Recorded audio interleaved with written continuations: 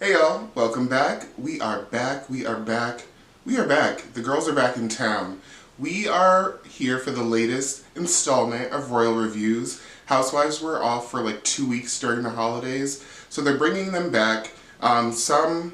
Really there's only one franchise to truly be excited about, but that's not where we're starting today. We are starting with The Real Housewives of Potomac, Season 9, Episode 13. My hope is that we are getting very close to the end of this season because I've had it. I've had it. If it's not the best, I don't want it. In life in general. But nonetheless, we are starting with Mia, of all people, in this episode, and she is still fake crying, we'll call it a fake cry, over her children being kidnapped by Gordon. Mia's a trash box. I'm sorry. Like, I've been trying to be very demure and nice about like my reviews, but like I'm just going to be myself. Which I can be, but like not about people I don't fucking like. And Mia's a person I don't fucking like at this point. She's on the phone talking about her kids were kidnapped by her technically still husband. And she's going on about how Gordon thinks she's on a vacation with Ink. Which, how does he think that when you're on a cast trip of a TV show that you're both involved in? Like, make it make sense. But he's convinced, according to Mia, that she's on a vacation with her adulterous boyfriend, and that his response is going to be taking the children from where they were left, kidnapping them, and dropping them off somewhere. Okay, so she's trying to get in touch with the former nanny, because everything Mia does and says and that's about her is about to get one of these from now on. So she's with, the kids are with the former nanny, and she can't reach her. So she's going on and on about how she can't reach her. She hasn't. So to make a long story short, because that's what I like to do with Mia, she gets in touch with the nanny's daughter and is like, does your mom have the kids? Like, are they fine? Now, mind you, whoever's on the phone is like, yeah, like, what are you talking about? And Mia's like, okay, good. Does not even talk to her children. Which lets me know this is a bunch of bullshit, or you are just not a good mom. Because after all of that stress of them being kidnapped, you don't know where they are, you don't know if they're safe, you don't even search enough to go talk to them afterwards once you find out that they're good. That's all you need is like, oh, they're fine, they're good, oh, oof. And that's what I'm talking about. I'm not even a parent, and I feel like I know that if I thought my kid was ever kidnapped, the very end of that situation is going to end with me either physically seeing my child or me talking to my child and confirming that they're okay from the mouth, like straight from the source. So all of this hoopla that Mia's going through, she can go fuck herself. Because it's not real. Like, I just can't. And the fact that we are wasting precious minutes of a dying franchise on people like Mia and Jacqueline, it'll never get a check for me. You'll never get a pass from me. You'll never get a yay from me. No. No. We move on to Mia, Jacqueline, and their fake bullshit, and we go quickly over to Stacy visiting Kay in her room, and essentially begging to be her roommate again. I don't know what they're really trying to do with the Stacy Giselle tension, not friends, roommates want to be besties thing, but Kay, I mean, it was really small and it was really quick, but Stacy was really begging Kay, like, Kay, I miss you, like, you were such a good roomie, da-da-da-da-da. So, apparently Stacy's enjoying bunk beds with Kay more than, like, a room with Giselle. Not surprising, to be quite honest, but Giselle also doesn't seem like she's, like, trying to make herself a fun roommate, so, whatever. Filler, boring.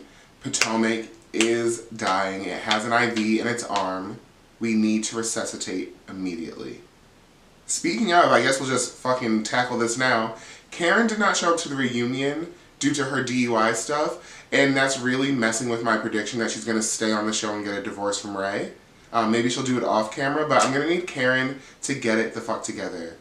But this gives Bravo the opportunity to really reframe and reshape the show, and I hope they do that successfully if they try.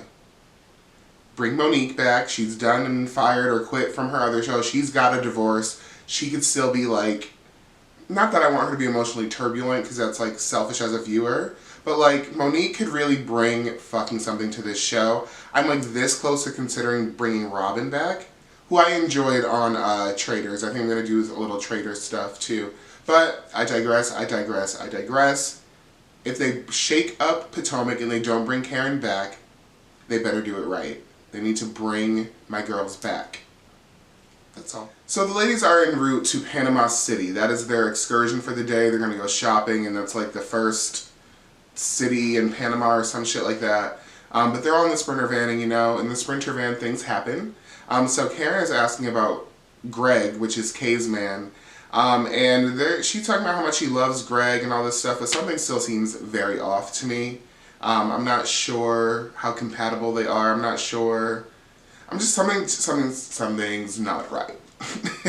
Something is not right, but we don't know. But she loves her man. She loves her man. She loves her man. Also on this Sprinter van ride, Giselle decides she wants to ask Karen about the list of demands essentially that she had for him, because Karen was going on about how she needed things from Ray that she just wasn't getting, and apparently towards the top of Karen's list is getting her triple 20 box 8. Okay, Karen, and she wants her box 8 despite retiring her mouth. Now, how that works, I don't know, but the fact that Ray is even willing to eat a box at his mature age, props to you, Ray. I'm sure things have to be very different for your comfortability, but I was like, okay, Karen is she's trying to dip it and do it, honey. She's trying to get it off. I was just like, okay, all right. I never really considered an elderly couple's oral sex life, so okay. And so, as the ladies are kind of going on, they're having their own little conversations. Jacqueline apparently is filling in Ashley on some of Mia's, child drama. And Ashley simply can't relate. And forehead, you get some claps from me on this round, because she is my kids are my priority. If something was wrong, if I even had the inkling that something was wrong, I'd be out of this bitch. So Ashley's like, okay, can't really relate. I'm hearing what you're saying, but not my religion, not my story. And I agree, because what are you doing? I don't know if Mia realizes that she looks like a trash parent. I don't know if she does. But if Mia doesn't know it, we all know it. The joke's on her if she doesn't realize that. So the ladies finally make it to Panama City, which, shout out to my notes, I've now remembered that it is the oldest city in Panama. So that's pretty cool. Some historical stuff. They're historical hoes on this episode. And so they're shopping, they're doing their thing. It's kind of filler until it's not. Before we get to the little meat of the scene, Wendy is getting catcalled like crazy when we hit Panama City. The men apparently love them some chocolate. I mean, her tits are also always out in sky high. Okay, justice for Wendy, because I was wrong as fuck and she was covered up. So it was just the beauty. But even if they weren't, even if she was literally had mosquito bites, Wendy is a pretty lady. She's very pretty. So she's getting catcalled, and I loved it, because Wendy, this is a season of Wendy getting her recognition, her flowers, the attention that she deserves. Evidenced by the fact that when they start shopping, Giselle and Karen, more emphasis on Giselle, is we have to buy Wendy a gift. She's been such a good host. So they proceed to buy her and her daughter matching hats, or hats in the same color scheme to be matching. Although Wendy doesn't like hers and says she probably wouldn't wear it in her confessional ever, it's the thought that counts. Even if it's kind of fake, I'll let this one get past the fake gate. Because Wendy deserves a little recognition and nice treatment from these fucking bitches. Karen had light shade and stuff and wasn't really trying to take Wendy out, in my opinion, at least in front of the camera. But Giselle, you need to be buying her a lot more than a fucking hat. Try some jewelry. Try just giving her money, maybe.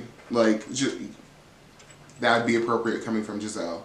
But I was very pleasantly surprised and happy and pleased to see that. So they're still shopping, and at this point they've broken off into two separate little groups, because it's a TV show, they need to get their shit in somehow. So in one of the groups ends up being Ashley and Mia. And so Mia's, I'm sure, attempting to start her bullshit, or I don't know if Ashley just came out the gate with it. But nonetheless, the equifinality of it all means that Ashley just comes at Mia a little bit, and she's just you have some discrepancies in the shit that you say to us, in your stories, in your delivery. And then she's also kind of looping back to the Giselle drama of it all, because she's just you really are doubling down and really talking about Giselle's daughters in the way you are. And Ashley's just it's hard to really defend you and be there for you. And of course, Mia's first reaction is like, well, you don't have to, don't do it. And she's like walking away, talking to the knickknacks, barely talking to Ashley. And Ashley's like, say less. Literally, go fuck yourself, bye. So Ashley lets her know how she feels and that she is a bullshit artist, which she is. Of course, Mia can't handle that. And so Ashley scurries her little curls on her forehead off to the other group. And so they're like, oh, you guys done? Like, what's going on? Ashley's like, no, we're not done. I just, like, cannot do Mia. Like, over it, can't handle it, yada, yada, yada. And of course, all the other women are like, okay, makes sense, because Mia is a liar. That literally everybody's like, oh, got it. And Mia's like, her heart can't take the concern. She's just like, I'm sure she tried to give us a fake tear at this point, but she really just can't handle it, and da-da-da-da. And of course, it's sorry, sorry, ho, Mia. Like, oh my god. I've never seen such a hoe in distress in my life. I'm trying to think, because I know some hoes. Nope, I don't, right now, I don't even want to bother thinking about it. Mia is the most distressed hoe I've ever known in this moment. And so she's acting fake distressed. Stacy takes the bait and is like consoling her and like, ooh, like, oh my god, girl, please. And Kay is like, at this point, it's repetitive. Like, Mia's on a hamster wheel of like Ratchet, it seems like, and she's side-eyeing it too. And she's like, yeah, I'm not gonna jump or like go over the moon for Mia and her stories because like some don't seem right. And smart woman, because it don't. But after all of that and the fake tears and the whatever, they move on and they're just walking their way towards lunch. And once again, the men in this country are horny. Like, which makes me want to maybe go to Panama because they are, like, they cannot get enough of these women. I don't know if they have any, like, Afro-Latinas over in Panama. Maybe they do. I'm sure they do. But, like, they are really loving the melanin, walking down the corners, the streets, the alleyways. But the men are thirsty. So just silently adding Panama to my travel list and we'll see. Before I move on to the rum tasting that I originally thought was like a lunch, but of course it's just going to be them getting drunk. Which also reminds me now, if you haven't noticed, I'm a tangent king a little bit, but the amount of reality TV that is based off of people just being drunk is like the core element of reality TV. Always has been, but like I always love to be reminded that like all reality TV, I would say maybe like 80 to 85% of reality TV is your favorite people just being fucking drunk or on some type of drug. And of course you're not going to put that on TV in a blatant way outside of like maybe people having drinks at dinner. But these bitches and these male bitches just be drunk. They just be drunk as hell. So that's always funny to me. But I'm circling back and scooting back to this whole shopping scene because this is a Mia takedown season. Now, you know, if you are a Housewives fan, we rotate through potential and sometimes successful takedowns of certain people each season. This is Mia's like takedown season.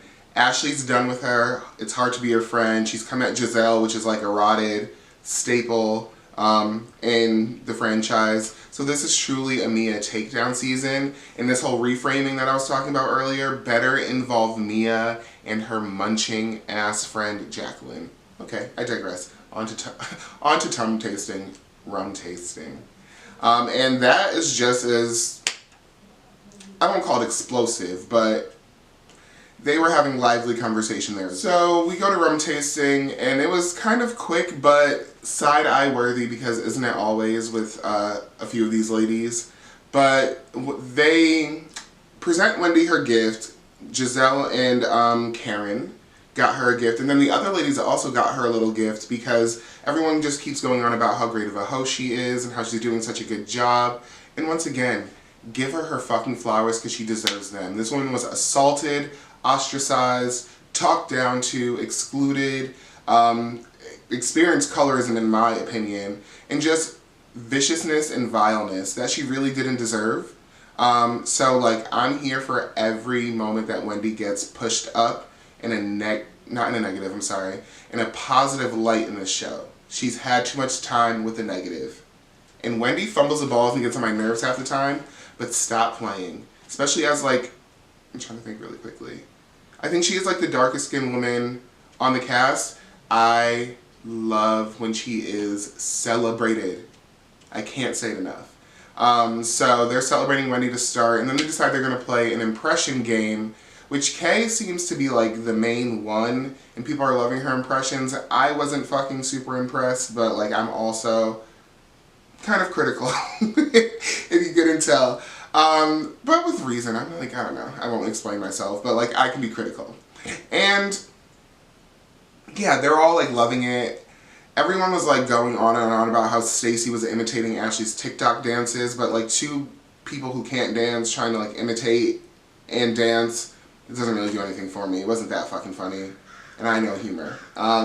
So it was whatever. But then we get on to, I think it might have been Ashley. She still might be a little upset given the shopping trip, but she asked Jacqueline, like, is Ink, the moral of the story was they asked if Ink, Mia's current like adulterous boyfriend, was the man that Jacqueline had fucked back in the day. Because Mia and Jacqueline, they flash back to it, we're talking about how Mia was going on and bragging about how her boyfriend at the time was really good at either eating box or fucking or something, and she let Jacqueline get an experience so she can like know what that was like and get her nuts off too. So now they're asking is it Ink, and now Jacqueline's playing fucking stupid. Like I think one of them said they don't remember. Just they're always acting like lesbian, concussed women. Like they just don't, they're confused. They just lick box and don't know what they're doing. Like, girl, you just you just run tongue out? Like, what do you mean? You don't know, you don't remember. Like, just stupid. And so, everybody's like, oh my god. And so, if I say and so one more time outside of that, I just might. Look, I almost said it again. I felt it. But they're going on and on about how they don't know if they shared ink together. And then Mia decides she's going to save the scenario by saying, oh, I remember we like took a shower together. That's what it was. So you're telling me that you didn't fuck, suck, do any of that shit, but you just took a shower together? Because they're trying to say, oh, we just like to shower like together with people because Jacqueline and Mia showered on that cast trip that one time. You guys are hoes, mind you. Mind you, there's nothing wrong with being a hoe. I have said this since I was a teenager. Be a hoe, just be a proud hoe. Nobody likes a shy hoe. Unless you just love secrets in life. Because hello viewers, there are people out there that just love secrets. I'm looking at you. I'm looking at you. So some people just love secrets. So maybe that, either way, get the concussed lesbians off of the show. Off of my show. In the words of Vicky. But that was rum tasting and the confused lesbians. I was over it. So after rum tasting, the ladies are going back to their house. They're like getting ready for dinner. And this is where the part of like a boring franchise I really start to like fade out. I know you've heard me say this in past videos, but they become background noise a little bit at this point. And that's what's happening. So they're going to dinner. They're on the way to dinner in, once again, the Sprinter van. And they're having a rotation of awkward FaceTimes, which involves Stacey and TJ for sure. The other awkward FaceTime, I can't even remember. I want to say maybe Mia and Ink, or maybe Kay and Greg, but there was another couple that was having a FaceTime that just made me like, ugh. But those are the only options, I think. So definitely Stacey and TJ, and then one of those other two couples. They were having awkward little FaceTimes on their way to dinner. But we get to dinner, and of course, she always pops off. Like, I was just telling my friend in real life the other day, I'd hate to be on these shows for the simple fact that my meals would always be ruined. Like, these people have to be eating chips and McDonald's after scene wraps because they never eat food. Or they don't display it on the show, but it always seems like their meals are literally ruined. And like Housewives, you actually have a chance of tasting your food. A show like Baddies or Jocelyn's Cabaret, which I was like watching last night, I watched a woman take a full plate of food, empty it on a table to use as a weapon. I don't want that experience. I don't care what the fame is like. I want to eat my food. And if we can't eat, I'm ordering something and you're putting it in a doggy bag and it's going under the table. give me prop food, I will get plastic food for TV. But I'm getting a bag to go. Like, I couldn't do it as a reality star. That would be my hard line. It would have to be in my contract. Do not touch my plate. Make sure my plate gets wrapped up. Make sure that you have a spare in the van. That's my tangent on food, on reality TV. So we get to dinner and Stacy is asking Kay about her court case. She's like, Kay, I read some stuff about your court case, like what's going on, which Stacy's always playing newscaster shady bitch. And so Kay's like, oh yeah, I'm gonna be suing Deborah. A civil and, baby, I tried to be a lawyer many moons ago. A civil and I don't even know the other one. Criminal? I think maybe criminal. Okay, took me a minute. I'm sure there'll be crickets that preceded this. But she's doing both types of court cases and she's suing her, and they're trying to like downplay Kay a little bit and like kind of gaslight her and to be like, well, why are you doing that? Like, Giselle's like, you know she doesn't have any money, and Kay's like, well, that's her problem. And I fucking feel the same. If you do something so egregious to me that involves me having to go to the court system, I don't give a fuck what you have. Your grandchildren will be paying for my scar. Fuck around and find out. You thought you were so big and bad, hitting me with a glass and literally jumping me on TV. Kay should be suing all of them. So I'd make an example out of Deborah too. She would have to pay me baby, she'd be paying my bills. And she should have thought about that, because she has a family, I'm sure. Well, I know she does. She should have thought about all of that before she was in the club on TV acting a fucking fool and wasn't even an official friend of a show. You did all that, and now Ashley doesn't even want to be your friend. Goodbye. Lose your money. You deserve it. So, Kay, good for you. Keep suing her until she has nothing. So the recap of the shopping day that everybody had, of course, leads back to Mia and her messiness, because nobody's fucking with Mia and her messiness. Why would they? But it unravels from there. Mia sharing with everybody about her situation with the children and blah, blah, blah, blah, which pissed me off because it leads to Wendy being like, Gordon doesn't need to be around the kids right now. Y'all know me as a liar. Why would you even say that? Why would you entertain that? And then Karen goes on to talk about the cops needing to be called and how when she had her son, who was not by Ray, as we all know, he like kidnapped him one time and she had to call the cops and she would like go over there with the cops for protection. Karen, be quiet. You want to talk about cops, Karen? Do you want to do that? Do you want to do that? Not to use your own words against you, but like, clankety clank, Karen. Like, you really... It was just pissing me off that they're like taking Mia's words and running for it, but like, I get that they're... To me, it's like they are attempting to be women supporting women, because there's an aspect that Mia is telling the truth, but she is pathological with it, so I wouldn't be giving her that much grace at all. At all. So that really pissed me off, because I really think they are doing a lot when it comes to Gordon and really playing in his face and in the face of his mental illness. And I don't think that's okay for or not for a show. I just don't think it's okay. So, but of course Mia is making it all about her and is stealing the end of this episode with her bullshit. And of course Mia's lesbian caped crusader, Jacqueline, the Crimson Tongue, comes in trying to save Mia. And she gets verbally jumped, as she should, because, ho, shut up. You shouldn't even be here. You're lucky you're here. Stop talking. So they're like screaming at her. They're like, Jacqueline, no. Jacqueline, be quiet. No, no, wrong.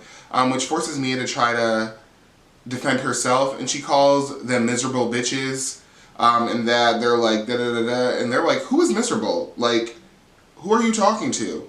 And they end it with the ball's in Mia's court. Like, Mia does a lot, she says a lot, she does whatever she wants to, she takes all this stuff. But they're like, nope, the ball's in your court, Mia. You want to like do all this, talk all this shit, you want support, but like, what are you doing? And that's how we end this episode. I'm praying that this shit is over soon. Praying. Because I'm done with Potomac. I really am. They're lucky that I've done all these reviews already, because I'm not going to stop, I'm not going to be a quitter. But like, they need to figure out their algorithm again, and they need to bring it back. The fall from grace is too much for me at this point. But they're still giving me They're giving me enough to talk about, I guess, but it's a TV show. Fucking course they are. Karen Huger, if you survive not coming to this reunion, be ready. You are in for it, and you know it. But the lack of accountability that seems to live in your body is disheartening as a stan. And you might be losing your stan status if you don't fucking play your cards right, honestly. Not that that's like anything Karen Huger would really give a fuck about in this moment. But like, I love you for this show, and I love you in general. So get it together. If you come back right. But that's it for now. Thank you for tuning, whatever. Thanks for coming to check out my video. It's good to be back. These seasons are coming to an end, which will open me up for just way more stuff. So I'm excited. A new era is loading in the land of eras, which I won't even get started on my theory with the word era. But anyway, don't forget to comment, like, and subscribe. I'll catch you soon for something very soon.